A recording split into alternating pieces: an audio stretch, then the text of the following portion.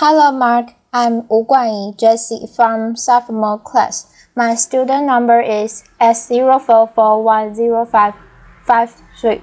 The title of the speech is Asking for Help is a Strength, Not a Weakness by Michelle L. Sullivan. We all have milestones in life that we remember so vividly. The first one for me was when I was entering kindergarten.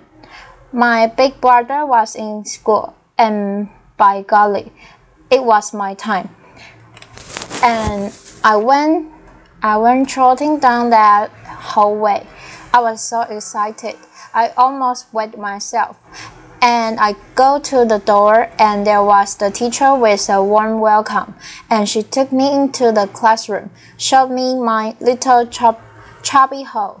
We all remember those little chubby holes, don't we? And we put our stuff in there. And then she said, go over to the circle and play with the kids until class starts.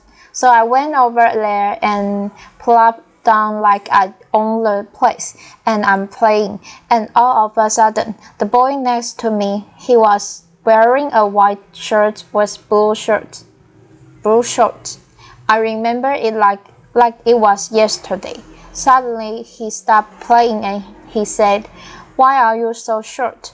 And I just kept playing. I didn't think he was talking to me. Laughter. And in a louder voice, he said, "Hey, why are you so short?" So I looked up and I said, "What are you talking about? That's just play. We are happy. I've been waiting for this." And so we played. And about a minute later, the girl next to him in a white shirt and a pink skirt stood up, put her hands on her hips, and said, "Yeah, why do you look so different?" And I went, What are you talking about? I don't look different. I'm not short. Again, that's just play." About this time, I look all around the circle I was in, and all the kids had stopped playing and they were all looking at me. And I'm thinking, it's today's language. It would be OMG or WTF. Laughter.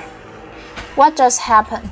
So all the confidence that I went in with that morning was withering away as the morning went on, and the questions kept coming. And at the end of the morning, before I went home, the teacher had us in a circle, and I actually found myself outside of the circle.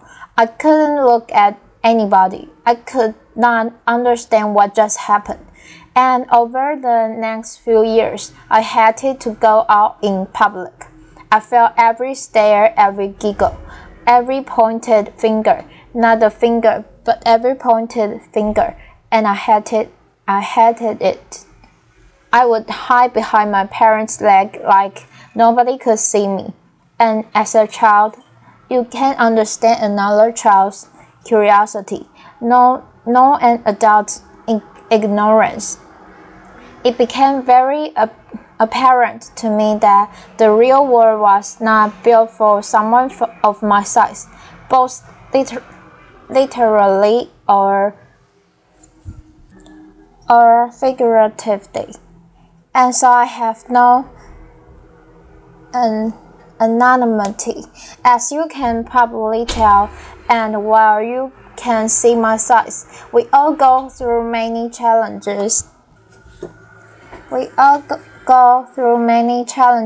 Through our lifetime, and some you can see, like mine. Most you can't. You can't tell if someone's dealing with a mental illness or they're struggling with their gender identity.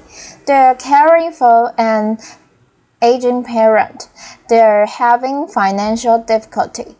You can see that kind of stuff. So while you can see one of my challenges is my size, seeing does not mean you understand what it's truly to be me on a daily basis, or what I go through. And so I am here to debunk a myth. I do not believe you can walk in someone else's shoes, and because of that, we must adopt a new way of giving of ourselves. Simply stated, I will never know what it's like to be you, and you will never know what it's like to be me. I cannot face your fears or chase your dreams, and you can't do that for me. But we can be supportive of each other.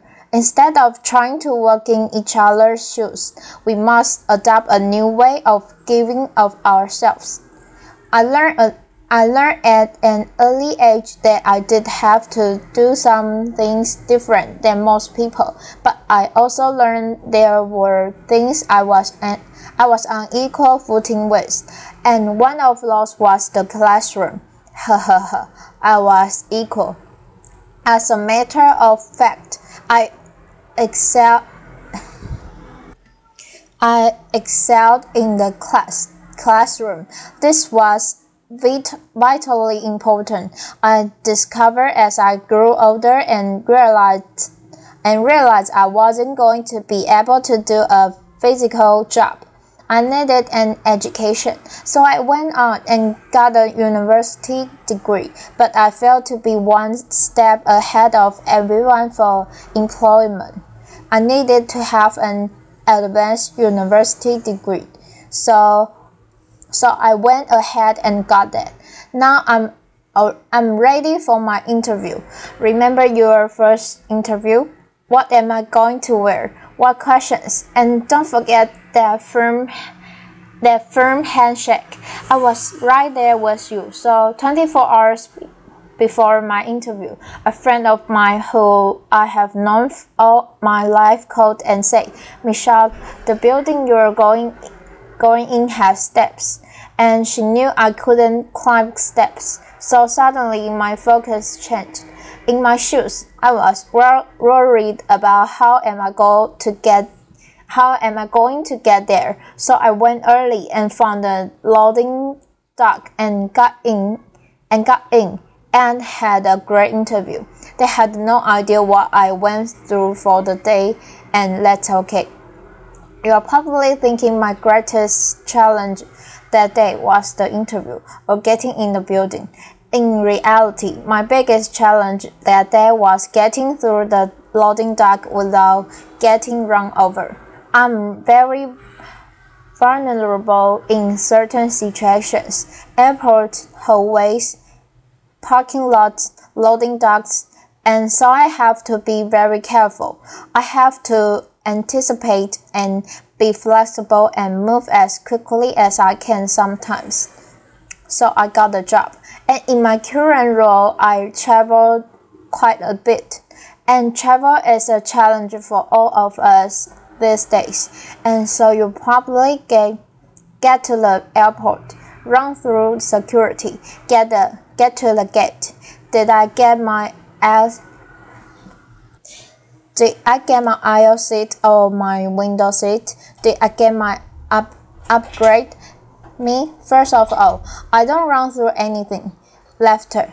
And I especially don't run through the TSA because I get to experience the personal pat down. I won't comment on that. And then I make my way to the gate, and with my gift of gap that my parents said I was born with, I talk to the gate agent, and then I say, by the way, my scooter weighs this much. I have a dry cell battery, and I can drive it down to the door of the plane.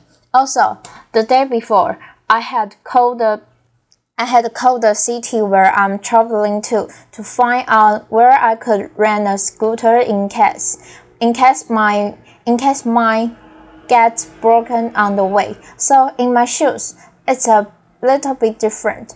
When I get onto the plane, I use my gift of gap to ask the daddy to put my bag up, and they graciously do.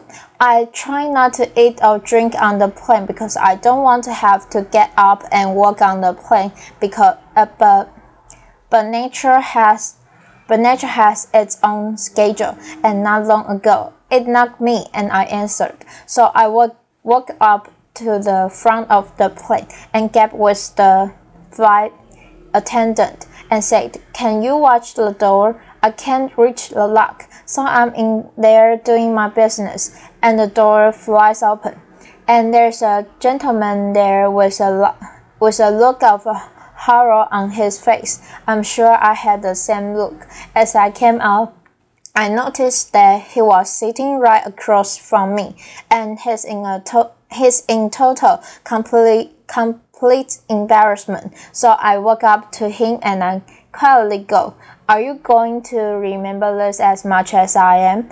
Laughter. And he goes, "I think so." Laughter. Now, while he's probably not talking about it publicly, I am. Laughter. But we talked for the rest of the flight, and we got to know each other. Our families both work, and when we landed, he said, "Michelle, I noticed someone put your bag up. Can I get that for you?" And I said, "Of course, thank you." And we wished each other well. And the most important thing that there was that he was not going to live with the embarrassment, the experience of embarrassment. He won't forget it, and neither will I. But I think he will remember more our chats and our different perspectives. When you travel internationally, it can be even more challenging in certain ways. A few years ago, I was in Zanzibar, and I come rolling in and think about that short, white, blonde woman in a chair. That doesn't probably happen every day. So I go up, and with my gift of gab, I start to talk to the agent, so friendly, and I ask about their culture and so forth. And I noticed there wasn't a jet bridge. So I had to kind of say, "Not only do you have to lift my chair, I could use some help getting up the steps." So we got to spend about an hour together while we waited for the flight, and it was the most magnificent hour. Our perspective changed for both of us that day. And once I got on the flight, he patted me on the back and wished me well. And I thank him so much. And again, I think he's going to remember that experience more than when I first came in. And there was a bit of hesitation. And as you notice, I get a lot of help. I would not be where I am today if it was not for my family, my friends, my colleagues, and the many strangers that help me every single day of my life. And it's important that we all have a support system. Asking for help is a strength, not a weakness. Applause. We all need help throughout our lifetime, but it is just important that we are part of other people's support systems. We must adopt their way of giving back. We all obviously have a role to play in our own successes, but think about the role we have to play in other people's successes, just like people do for me every single day. It's vitally important that we help each other because society is increasingly placing people in silos based on biases and ideologies, and we must look past the surface and be confronted with the truth that none of us are what you can see. There's more to us than that, and we're all dealing with things that you cannot see. So living a life free of judgment allows all of us to share those experiences together and have a totally different perspective. Just like the couple of people I mentioned earlier in my stories. So remember, the only shoes you truly can walk in are your own. I cannot walk in yours. I know you can't walk in my size first, laughter, but you can try. But we can do something better than that. With compassion, courage, and understanding, we can walk side by side and support one another, and think about how society can change if we all do that instead of judging on only what you can see. Thank you. Applause. Thank you.